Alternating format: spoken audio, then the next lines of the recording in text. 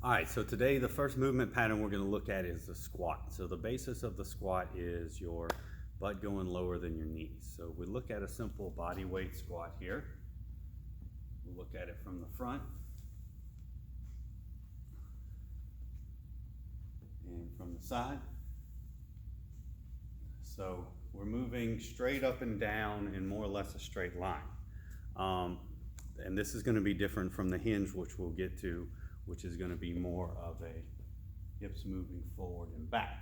In the squat, hips are moving up and down. Now, there's a bunch of variations you can do with the squat, and you don't have to necessarily go through full range where you're going all the way down to the ground. I mean, this is individual, this is what you can tolerate, and especially when you start adding weight. You know, really if you're going to about 90 or around there, that's plenty enough depth. So a couple things to keep in mind. So foot placement, there's a lot of variations you can do. There's no real right or wrong with this. So you can have a little turnout. One foot can be more than the others. You can be a little wider, you can be a little more narrow. A lot of this is just what's comfortable to use. Some of this you have to kind of play with it, find what allows you to get down, get back up, as comfortable and as smooth as possible. So don't get too caught up in where everything is. Play around with it, find a position that's comfortable. And this can be based off your geometry, your mechanics of your skeleton. Sometimes it kind of forces you into certain positions, restrictions, limitations, tightness, hips, tight ankles, you know, all things that can kind of limit that. So one thing you can do is to start, have your heels elevated. This will do a couple things. So if you have tight ankles, this will kind of free that up and it'll help keep your weight a little more centered. So it makes it a little easier to kind of drop down and up like this. Ideally, you know, we'll work on improving ankle mobility, improving those things so that you get down with feet flat on the ground. But, you know, these are all options to get you started, to get you in the best positions to start squatting. So we got a couple different variations we can do. You know, generally if you have not squatted, we're going to start with just a body weight squat. And usually I'm going to squat to a bench or a box. So this is going to be here. We've got something controlling our depth.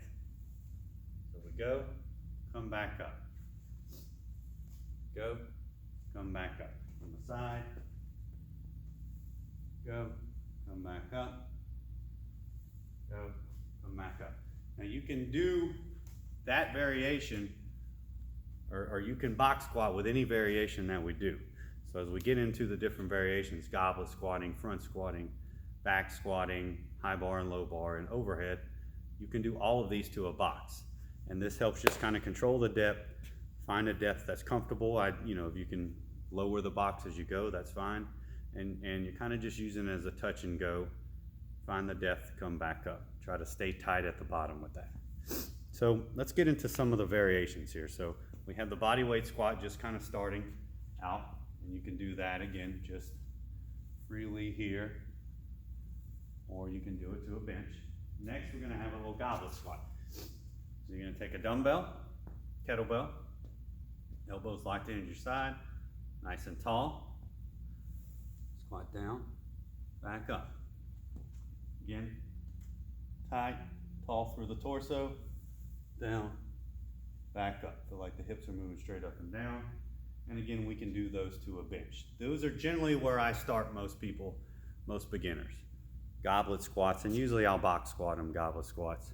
Get the feel of the motion, and get a little core involvement, holding that weight in front. So as we move on to the barbell, we've got a couple options we can do with the barbell when we're ready to move to that. We can front squat, and we have a few ways we can do that. So we can come here, rack it like this, down, back up.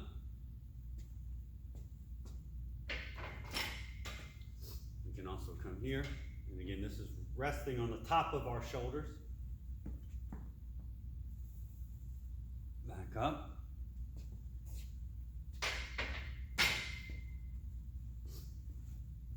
And those are kind of the two main variations we use with the front squat.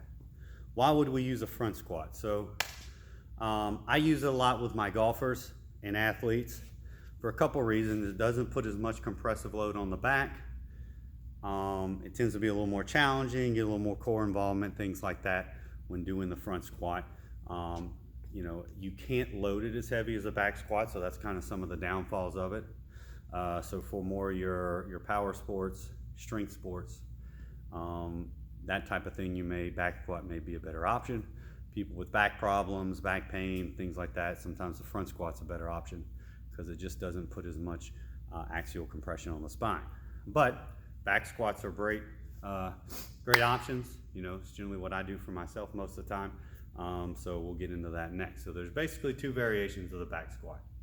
There's a high bar and a low bar. And basically the name kind of suggests where it sits on your body. So the high bar is going to sit more on the upper back. Low bar is going to sit a little lower on the top of the shoulder blade. So let's kind of look at that.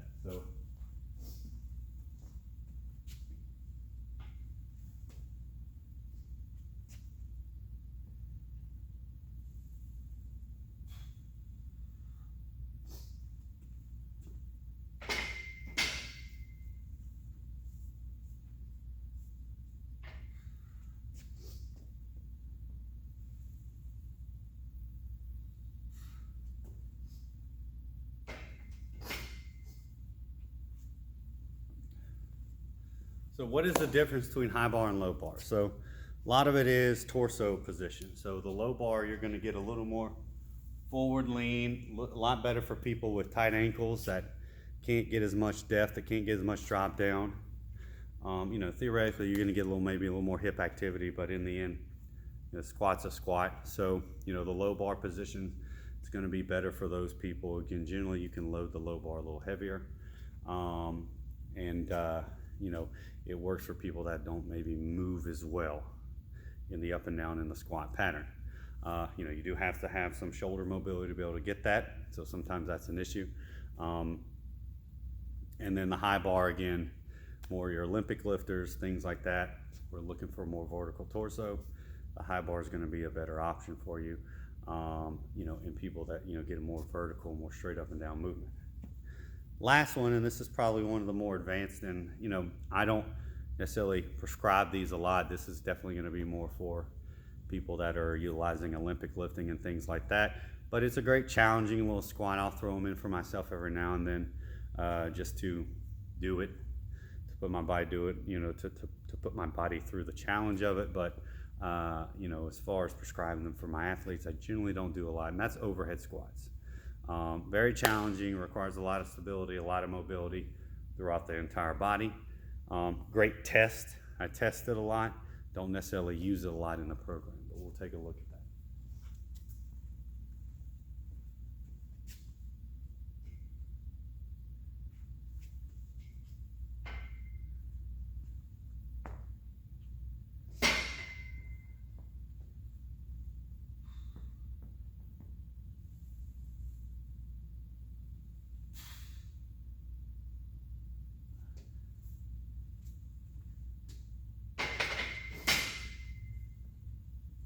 So very challenging move, something I'm not great at, but that's kind of the higher level squats if you get up to that.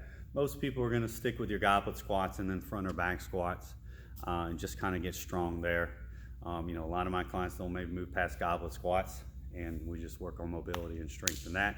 But you know, the front squat and the back squat are definitely next natural progressions from that. So again, recap, the squat, moving more straight up and down vertically, butt dropping below the knees.